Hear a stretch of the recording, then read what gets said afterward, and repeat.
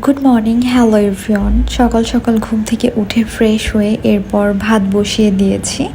এছাড়া হাঁসের ডিম সিদ্ধ করতে দিয়েছি 4টা, আর কুমড়া ভাজি করব, এজন্য খালাকে দিয়ে কুমড়াটা কেটে রেখেছিলাম।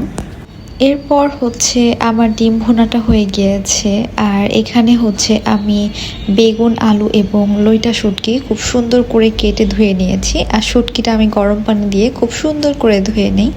আমার আজকের মেনুটা একদমই সাদামাটা ছিল। হাঁসের ডিম ভুনা করেছি, মিষ্টি কুমড়া ভাজি করেছি, আর আলু এবং বেগুন দিয়ে লইটা শুটকির একটা তরকারি করেছি। এটা মাখা মাখা খেতে বেশি মজার হয়, আর সিফাত আর আমি দুজনেই এটা অনেক পছন্দ করি।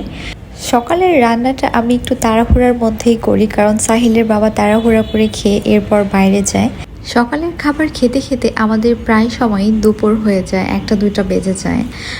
বলতে গেলে এটা দুপুরের খাবারই বলা যায়, কারণ সকালে আমার তেমন একটা নাস্তা করা হয় না।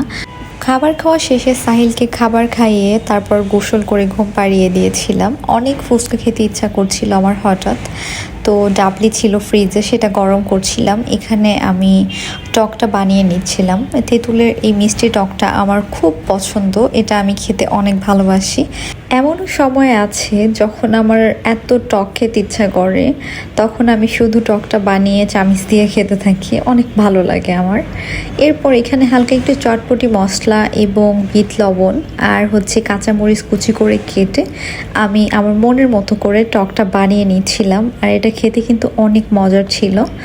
আর এখানে একটু কাঁচা পেঁয়াজ, মরিচ, এছাড়া চটপটি মশলা, একটু বিট লবণ দিয়েছিলাম। এটা দিয়ে আমি খুব সুন্দর করে ডাবলিটাকে মেখে নিচ্ছিলাম ফুচকা খাওয়ার জন্য।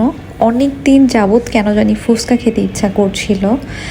আর একটা মজার কথা কি জানেন, সব কিছু প্রসেসিং করার পর দেখি আমার বাসায় ফুচকাই নেই, তো তাড়াহুড়া করে আমি নিজেই ফুচকাটা বানিয়ে নিচ্ছি। জানি না এটা কেমন হবে, বাট ট্রাই করেছি। তো ফুচকাটা বানিয়ে ভাজার পর তেমন একটা ফোলেনি, মানে দোকানের ফুচকাটা যেমন ফুলে ওঠে ওরকম হয়নি।